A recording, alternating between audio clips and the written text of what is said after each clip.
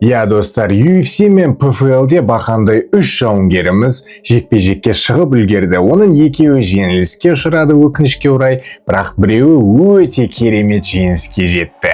Асу Алмабаевтың сабмишіні, Шавкат Рахмоновтың костюмы, Бекзат Алмаханның сұрағы көп жеңілісі және Саламат Испулаев көбісі үміт артқан жауынгердің мейн-ивенттегі жеңілісі. Бүгін солардың барлығы жайлы мен Иманғали Солайде арнасы айтатын боламыз, ал толық жекпе-жектер менің телеграм арнамда. Осы сілтеме арқылы, төмендегі сілтеме арқылы өтсеңдер болады. Ал осы арнаға тіркелуді ұмытпаңдар, барлығын айтып, қызықты сәттердің барлығын саралайтын боламыз UFC Бакуда. Біз бастаймыз. Солайде UFC, мында бәрі шынайы. Солайде UFC. Ал менің болжамым бойынша 8-де 2 болды. 10 жекпе-жектің болжамының 8-і дұрыс болып, 2 уақыт қана дұрыс емес болып қалды. Ол Бекзат Алмахан және Назим. Меніңше өте керемет болжамдар. Кім маған болжам жасамаш деп комментарий жазып отқандар, қазір жазыңдар шал. Болжам жасайын ба жоқ па келесіде. Көрейін сендерлерді, хейтерлер.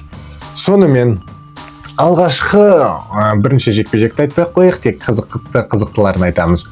Бекзат Алмахан Мацумото. Көбісі айтуда. Бекзат жеңді, төрешілердің барлығы оны ұрлады деп. Менің ойымша Бекзат жеңілді. Оны мойындау керек. Соны дұрыстап сіздерге түсіндіріп берейін. Бірінші раунд. Керемет нокдаун. Бекзатқа кетті ол бірінші раунд. Толықтай барлығы онымен келіседі. Бір төреші Мацумотоға беріп қойған, бәрібірде Бекзат алып тұр ол раундты. Өте керемет өзін көрсетті, бірақ сол нокдаун кезде Бекзатқа бітіру керек еді. Арғарай добивание жасаған кезде сұрақ ешқандай болмайтын еді. Негізі төрешілерге барынша жекпе-жекті жеткізбеген дұрыс. Оны барлығы біледі, бірақ іс жүзінде әрине оны жасаған мүлде басқа, ол қиын. Бірақ та сол жақта енді барлығының бір жері ашиды ғой енді. Ай, сол кезде бітіргенде тіпті жақсы болатын еді дегендей. Бірақ та Бекзат Алмаханның өзінің басқа бір тактикасы болған секілді. Ол өте қатты асығыстық танытпай, кішкене созып, раз-дваны лақтырып бастады. Сол раз-двамен айтпақшы нокдаун болған еді, өте әдемі нокдаун. Келесі, екінші раунд. Екінші раундта Мацумото таяқ жесе де алдыға жүре берді. Октагонның ортасын алды. Барынша қысым көрсетті. Және де статистика бойынша соққыларды көбінесе Мацумото алып тұрды. Дәлдік жағынан Бекзат жеңгенімен, бірақ соққылардың саны бойынша Мацумото алып тұрды. Бірақ та Бекзат Алмаханның жақсы қасты жыртқаны бар. Өте терең бір сечка кеткен болатын Мацумотода, мына жақ қасы өте қатты ашылған болатын. Мен негізі сол келесі раундқа, үшінші раундқа жібермейді ме деген сұрағым болған болатын сол мезетте. Бірақ та барлығы дәрігерлер оны үшінші раундқа жіберді. Бірде-бір раундтар бойынша. Енді үшінші раунд өте маңызды раунд болатын. Бекзат Алмахан тейкдаундардан барынша қорғанғанымен 2 тейкдаунды өткізіп алды. Бірінші раундта және де 2-де немесе 3-ші раундта тағы да өткізген болатын. Мацумото көбінесе сол тейкдаунға барып, соққыларды жіберіп тұрды. Бекзат біраз соққыларды сол жақта жеп қалды. Бірақ Мацумото сол қысымды жасап, ударларға қарамастан өзінің ойынын іске жүргізіп, 3-ші раундты да алып қойды. Менің санағым бойынша 2-де 1. Бекзат 1 раундты алды, ал Мацумото 2 раундты алды.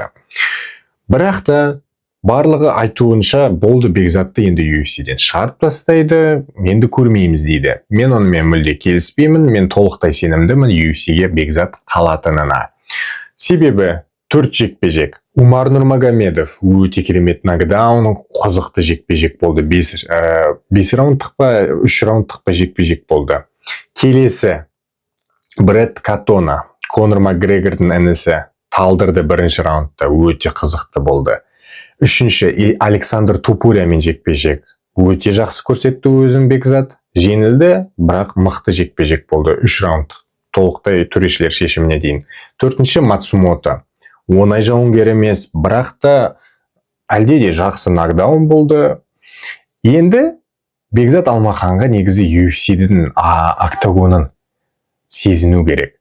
Ол мүлде сезіп те үлгерген жоқ, оған бір монстрларды жіберіп жатыр. Сондықтан Бекзатқа бір кішкене тағы да Бред Катона секілді бір ұйықтататын жауынгерлер керек. Ол үйреніскеннен кейін ол ашылып бастайды, өз ойым. Сондықтан UFC әлі тағы да Бекзат Алмаханмен жұмыс жасайды және тағы да жауынгерлерді береді. Келесі Данил Донченко, украиндық жауынгер найза лигасының, біздің найза лиганың чемпионы. Керемет жекпе-жек өткізді. Ол қатты рубкаға баратын жауынгер, және де бір уақытта элитамен кездескенде ол оған қарама қарсы ойнайтын болады. Сондықтан оған кішкене бір ақылмен төбелесетін тактика керек. Ал әзірге жас қан, жас буымен ол алдыға паровоз сияқты жүруде. Әзірге барлығын ойсыратып нокаутпен жеңуде, бірақ бір күні ол біраз бір басқа деңгейдегі соққыны сезініп қалуы мүмкін. Келесі қызықты жекпе-жек Нурсултан Розибоев.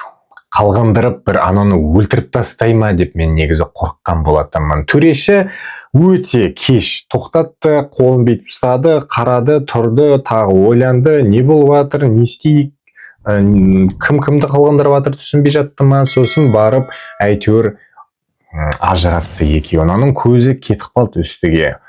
Байғұстына Нурсултан Розибоев бәрін дұрыс жасап тұр, бұл оның жұмысы, сен өлесің немесе сені өлтіреді. Ақырында аны тоңқайып кетіп қалды. Нурсултан Розибоевтың өте керемет жеңісі, арғарай оның мансабын қарау өте қызықты.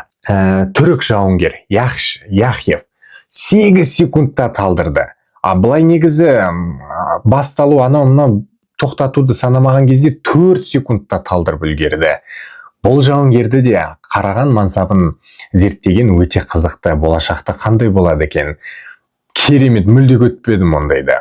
Және кезекті тағы да біздің жауынгердің жекпе-жегі Асу Алмабаев. Білмеймін, барлығы одан көп нәрсені күтпеген болатын.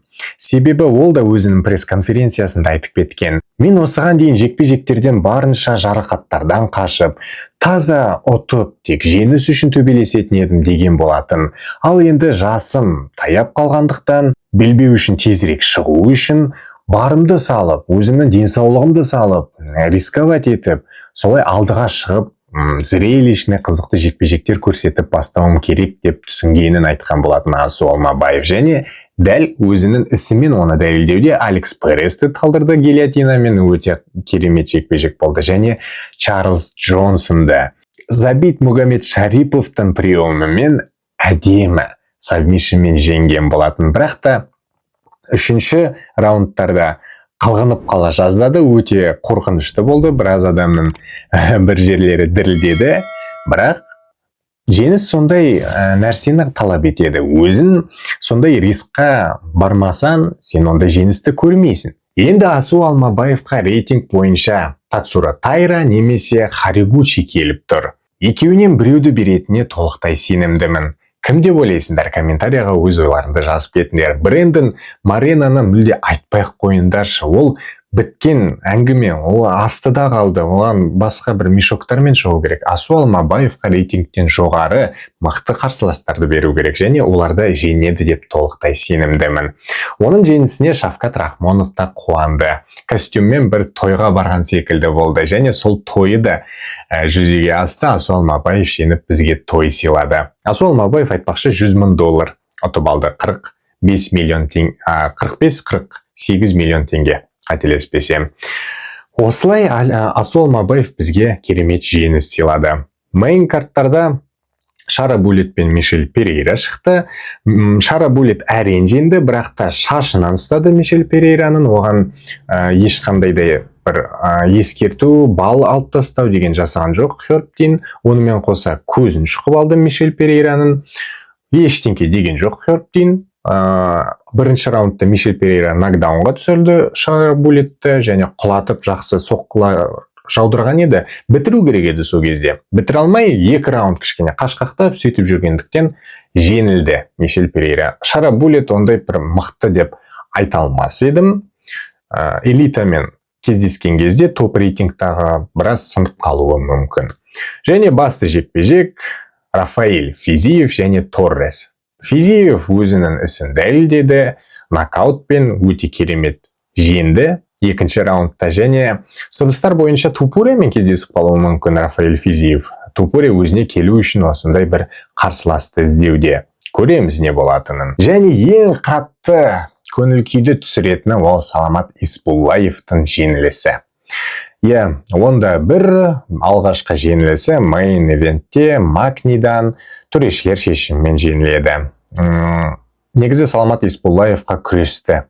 Тейкдауннан қорғанысты жақсарту қажет, сол тейкдауннан құлай берді, астыда жата берді, содан таяқ жей берді, және сөйтіп алғашқы бір 2 раундта шаршап қалып жеңілген болатын. Бірінші раунды жақсы болған еді, бірінші раундты жақсы көрсетті, қалған 2 раундта өкінішке орай жеңе алған жоқ. Сөйтіп жеңілді Саламат. Болашақта енді бұл үлкен сабақ болады деп есептейміз барлығымыз, және де UFC-ге әлі де кеш емес, тағы да өзімен жұмыс жасап, тейкдаунмен, күреспен жұмыс жасап, әбден оралуы мүмкін. Осылай, біздің 2 күндік жекпе-жек күндеріміз өте осындай қызықты өткен болатын. Сендермен болған мен Иманғали. Солайде арнасы арнаға тіркелуді ұмытпаңдар, және Telegram арнамызға кіріп толық жекпе-жекті қарап, ойларында айтуды ұмытпаңдар. Қош аман сау болыңдар. Енді 14 шілдеде, әлде 12 ма? 12 шілдеде Конор Макгрегор мен Холлоуэйді қарайтын боламыз.